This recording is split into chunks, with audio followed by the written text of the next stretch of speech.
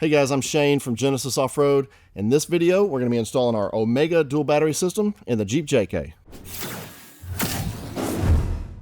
So this is our dual battery system that includes the Red Arc Alpha DC-to-DC charger. Now, if you're watching this install video, I'm going to assume you're already familiar with this kit. But if you want a little bit more backstory info on how all this works, we have a really good overview video that explains all the features and how it works. You can watch that video here. Also, we recently sat down with a rep from Red Arc to talk more in depth about the history of both of our companies. We talked about why and how they designed the new Alpha charger, and we talked about integrating it with our easy to install dual battery systems.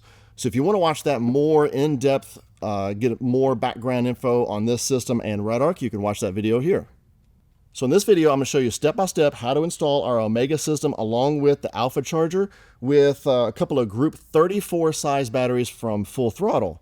Now we also offer the Odyssey Group 34 batteries on our website. That's another excellent battery. Now DC-to-DC chargers are commonly used when you want to run a lithium battery along with an AGM cranking battery. But as of the time of shooting this video, we're not aware of any lithium batteries on the market that are the right size to fit our tray. We need the Group 34 size so that all of our factory positive and negative wires line up correctly. Now, in the future, we'll be watching, and if there's new lithium batteries that come out, we'll add some notes in the description on this video, or you'll see some notes on our website about that. Now, this system uses the same steel battery tray that we use in our Gen 3 dual battery system. So just for the sake of consistency, we're going to switch to the footage from the Gen 3 install video to show you how to pull out the stock plastic battery tray and get our new tray down in here. Then we'll come back and show you how to finish up installing the Red Arc charger and the Omega system. Okay, so under the hood, let's just take a look at what we're starting with. So the factory plastic battery tray goes all the way from the firewall all the way up here to the air box and holds the air box in place. So we're just going to start kind of at the front and remove the air box. We're going to move the factory fuse box, set it out of the way over the side of the fender, pull the battery, and just start pulling stuff out of here. So we're just going to get started by removing the air box with a 10mm to remove some of these bolts up here. And I'm going to loosen this hose clamp holding the air box in place with an 8mm.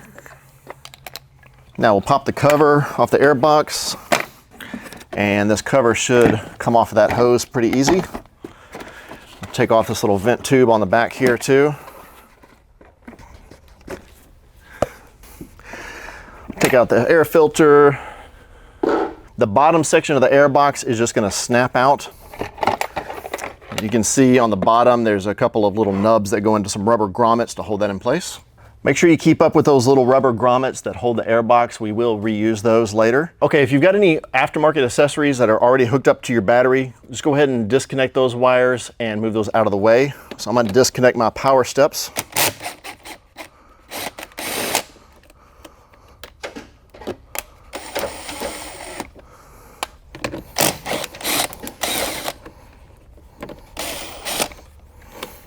Okay, this is my power steps. I'll set that wire out over here. Now we can disconnect the post clamps. We're going to disconnect our ground with a 10mm. And the positive clamp with a 10mm.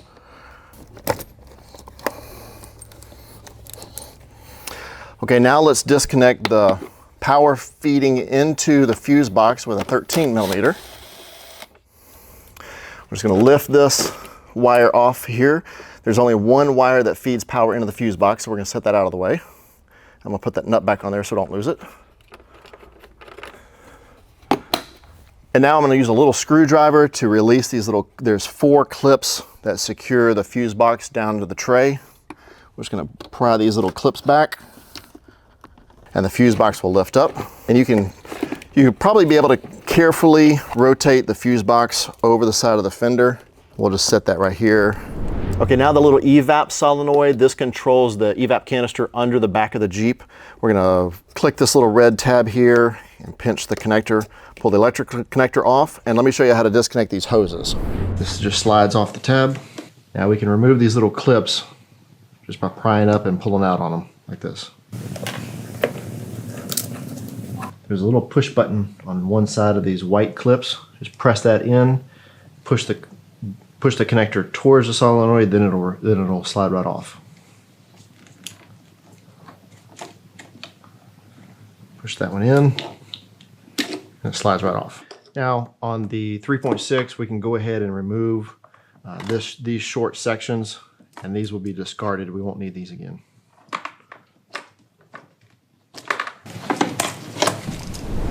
All right, now we'll set the evap solenoid out of the way. Okay, now let's go ahead and pull the battery out of here. There's a 10mm that holds a little battery clamp down low in here, so we're gonna grab an extension. All right, with our extension and our 10mm, we'll pull that battery clamp off of there.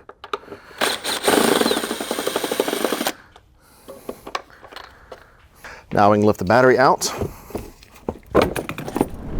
Okay, so here's what we're left with. So now with the battery tray is all empty, we're gonna start pulling these little clips that hold the wire harnesses and some of these other harnesses inside of here. And there's several 10mm bolts down in here that we'll remove. Okay, so let's use our little pry tool to start popping these little clips to loosen up the wire harnesses. One more. There we go. Now let's start pulling all these 10mm bolts that hold the tray in place. Okay, we'll just start at the front here. I'm gonna move this little hose for the power steering bottle back just a hair so I can get to that bolt.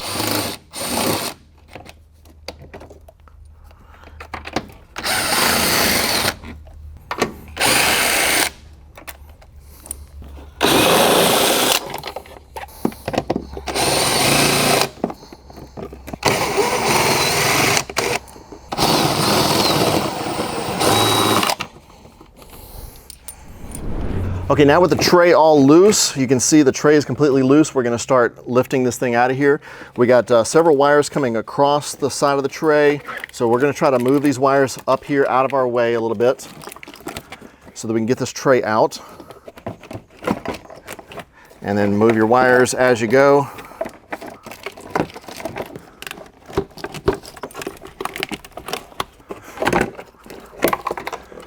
There we go.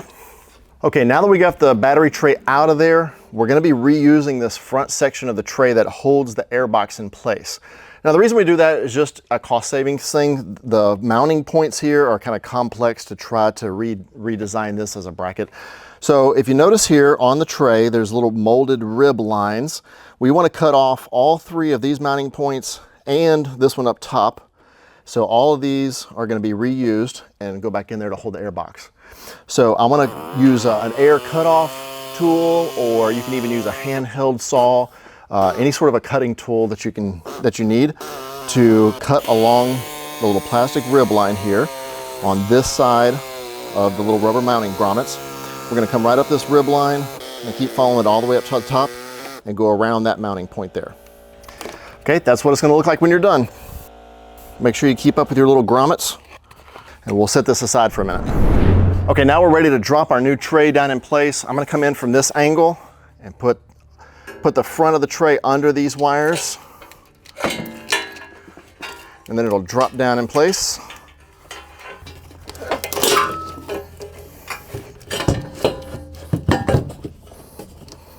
Okay, we got the tray in there. We're gonna use this factory bolt that was located here on the side of the fender to hold the tray in place up top. We got one mounting bolt down low. And then three, we're gonna reuse the large washers that came off the firewall. Okay, now with our tray in here, since our tray is so much thinner than the stock plastic battery tray, we've got these 3 studs, mounting points sticking out of the firewall. We need to cut the extra thread length off of that, pretty much flush with the nuts after you've got the nuts tightened down. And that way the ends of those threaded studs won't be poking the side of your battery.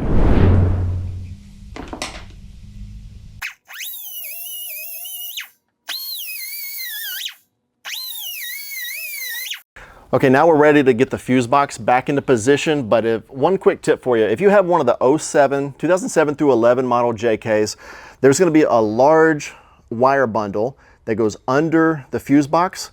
You wanna make sure that you route that large cable bundle under the tray.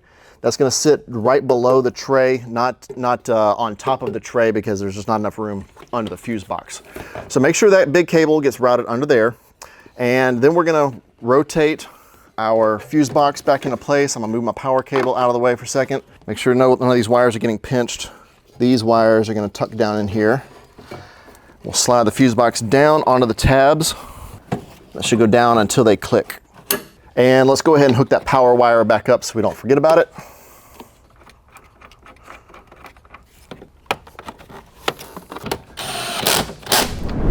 Okay, now we're ready to reinstall the evap solenoid.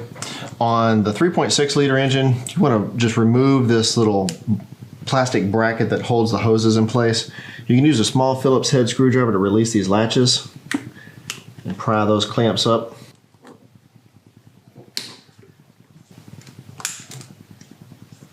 Okay, and you can just discard this piece. We don't need that. So here you can see the original hose is lined up in this position, and the lower one was going down this way. Now this one I can probably get reconnected onto my tab here. So for the 12 and up, this one lines up pretty well. But this one down here, when you have to rotate it up like this, it'll put a kink in this first bend down here. So we're gonna go ahead and cut this one. So go ahead and lower your evap solenoid down in here and move this one out of the way a little bit. And go ahead and set it down on the tab. Now you can see your lower hose down here. Now if you look closely down in here, you can see how this lower hose will line up with the factory hose that's coming from this direction, and the new hose is coming from this direction. So we're going to kind of see where they overlap, and we want to leave about a 1 inch overlap for the new rubber hose to go up over the old plastic line. Okay, so now that I see kind of where that's at, right about here, I'm going to take this back out and set it back out of my way. So right about here is the area where I want to cut this hard plastic line. Okay, I've got these special cutters here that are used for cutting plastic hose. So I'm going to raise this up, push my braided sleeve back out of the way, and just make sure you get a nice, clean, straight cut on this hose.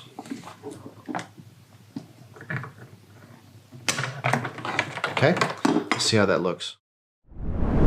Okay, now with those hoses cut, we can get the evap solenoid reconnected using the fuel line hoses that's included in your hardware baggie. So we're going to grab these hoses and a couple of the hose clamps. Now you'll notice there's two different sizes of these hose clamps. There's two different sizes of these little barbs here, so you'll match these up. So also notice on the 2012 and up JKs, the factory evap lines already have this quick disconnect fitting right here on the end, and that's great. That's a great position for us to line up with our new mounting tab on the side of the tray. So if you have a 12 and up JK, you can reuse this fitting, but if you have a 07 through 11, you'll want to use both of these hoses. So that one, this factory line, is going to line up with the barb coming out horizontal. So we're going to use the larger hose. The larger of the two hoses will go on the bottom, and we want to put the hose clamp on this end because it's kind of likely to slip off of there. So we're going to put this hose clamp in place, just like that. Now I'm going to move some of my factory wires out of our way so we can get that evap solenoid sitting down in here. Now we can drop this evap solenoid down in here. Okay, so that's going to sit on the tab on our tray, but I'm going to go ahead and get this connected to the factory line where we cut that off, and we're just going to push this end of the rubber hose up onto the hard line, and it's going to be real snug. But I've got about an inch or so of that over that, and then I'm going to take my braided sleeve and just kind of dress that out so it looks nice and neat. Now the solenoid will sit right on this tab. Move your wires out of the way. There we go. That's sitting right down there. Notice my hose is got a nice clean curve to it and it's not kinked. And then this one will reconnect to the barb. You'll hear it click like that. And then don't forget to reconnect your power cable to it. We're gonna bring the power cable up over here, and that's gonna connect right here. Quick tip, if you have the 2007 through 11 Jeep JK, the evap solenoid, the factory wire is not going to be long enough to reach all the way over here to its new mounting location. So you'll take the little evap extension that comes in the hardware baggie. You're going to plug this into the factory connector, and that just makes that cable about 1 foot longer. Then you'll be able to plug this in right back into the evap solenoid. So on the 2012 and up JKs, this is not required. So we'll just set this out of the way. Okay, now let's move our power steering bottle back over here to its mounting tab. Put the bolt back in. Now we're ready to reinstall the little air box mount down in here with all the factory hardware, just 2 factory bolts. All right, and the last bolt down here. Okay, that is plenty strong enough to hold our air box, so let's grab the bottom of it and snap that back in place.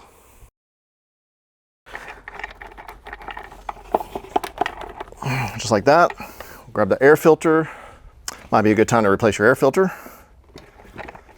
And then don't forget to hook up the little vent tube on the cover here.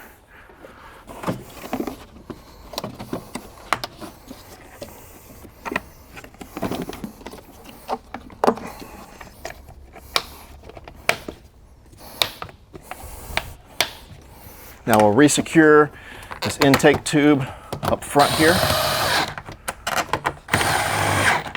And don't forget to retighten the hose clamp, securing the intake to the air box. Okay, we're just about ready to put the batteries in here, but let's grab the little caps out of your hardware baggie, and we're gonna put these over the nuts on the firewall, just for a little extra protection so those don't poke the side of your batteries. Okay, we're back. Now you should have your steel tray in here with the caps on the firewall, your fuse box in place, your air box back in place, ready to put the batteries in. If you have any accessory wires, just make sure all of your aftermarket accessory wires are completely out of the way, and let's grab our cranking battery. Slide this one all the way to the firewall, then let's drop in our accessory battery. If you're running full throttle or another brand that has these removable handles, let's go ahead and take these off. Okay, now before we set the Omega lid down on here, make sure you've got your little covers over your battery posts so we don't accidentally short anything out. We'll set this down and bolt that down with the 4 bolts.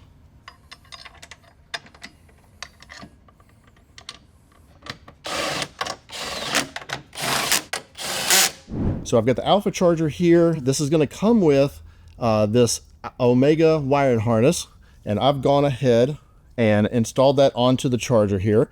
This is just color coded yellow, red, brown, black to the colors right on the charger. This wire over here on the end, this is a temperature sensor. The polarity on these wires does not matter, so you can install those 2 leads on the small screws in any orientation. That doesn't matter. Lastly, over here at this end of the alpha charger, you'll see is labeled for an ignition sensor. On the JK, we do not need that because the JK's alternator does not drop its voltage down. So the way this charger will work is when it sees the voltage coming in above 12.9 volts, it turns the charger on. When it sees the voltage drop below 12.7 volts, it turns the charger off. Very simple. That way we don't need to mess with the engine on sensor cable for the JK. So let's start mounting the alpha charger onto the bracket. So the bracket is designed to hold either the alpha or the classic charger. So for the alpha, we're going to use the outermost holes. All right, we can start by holding a couple of the screws in place and slide our charger on there, and then tighten those nuts down.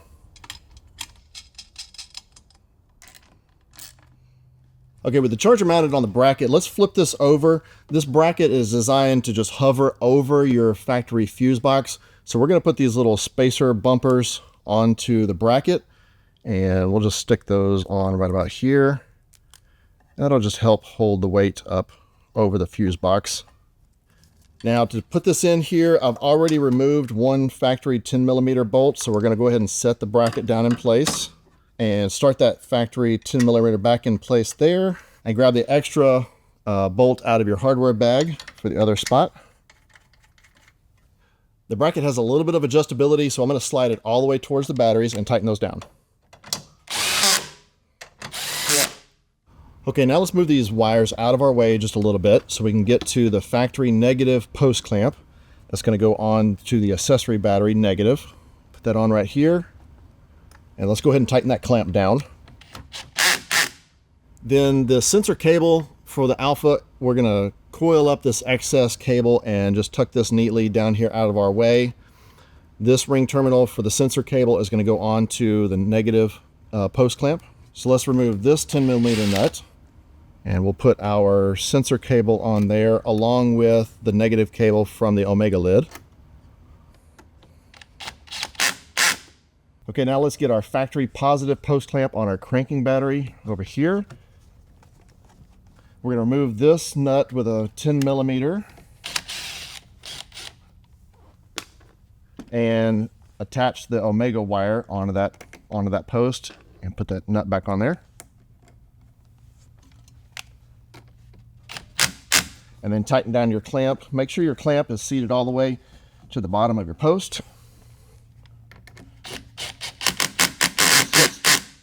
Now there's a couple ways you can hook up these last two wires. If your battery comes with detachable posts, you can just run a bolt right through our lug and through your accessory positive wires and put the bolt right into the battery. If your battery has fixed posts like the Odyssey one or some other brands, then you'll need to get a set of marine style post clamps. We offer these as an option on the Omega system page on our website. So let's grab our positive post clamp and go ahead and put that onto our post. And you can orient this any direction you like to. I like to have it about like this, so it's easy to get to my the shoulder nut to tighten the clamp down. So let's go ahead and tighten the clamp down first with a 13mm. Then take the wing nut off, and we'll attach the Omega system wire there. Put the wing nut back on. And we'll do the same thing for the negative post on the cranking battery. Just find a spot where it's easy to access that shoulder nut to tighten it down. I like to do it about like that right there is a pretty good spot. And we'll attach the Omega wire under the wing nut.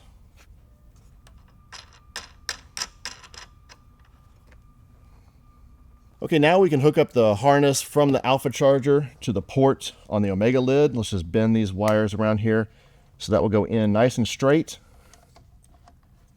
That, and then click the little white tab to lock it in place, and your charger should power up. Okay, that's it for the wiring. All we want to do now is just double check all 4 post clamps. Grab your post clamps and give them a little shake. If you can move any of these post clamps at all, that can cause you some problems. You'll notice over here on the positive post clamp, I'm using a post shim.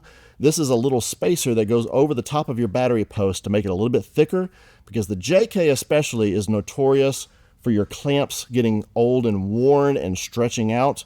So if you're having a hard time getting your clamp tight on the battery post, run to the hardware store and get you some post shims for a couple of dollars. That really makes that a lot easier. Just check all of your post clamps. If you've got detachable posts, make sure your posts are securely attached to the battery. And that's it for the wiring. Now, as far as the charger goes, I would refer you over to RedArc's documentation. Check the user guide that came in the box for how to configure the RedVision app on your smartphone. You'll need to get the RedVision app to configure some of the settings and then to monitor the status of the whole system. Be sure to read through that user guide because there's several really cool features that you're going to want to know how to use for the Alpha charger. Now, when you're ready to hook up your electrical accessories, you can take your aftermarket accessory wires and go to the auxiliary battery positive. Just stack up your wires on this tall stud under the wing nut. And then for your negative wires, you can either go over here to the stud on the factory negative clamp, or if you don't have enough room there, you can put your aftermarket wires here on this marine style post clamp on the cranking battery negative. That's perfectly fine to do that because this negative post is directly connected to your auxiliary battery's negative inside of the Omega lid. So those are directly connected together all the time. So if it's more convenient to hook up your wires over here, that's perfectly fine. So once you have your accessory wires hooked up, all of your aftermarket accessories will run from the accessory battery only and won't drain down your cranking battery. So just a recap here, when your engine starts, the engine is going to power the charger. The charger charges up the accessory battery.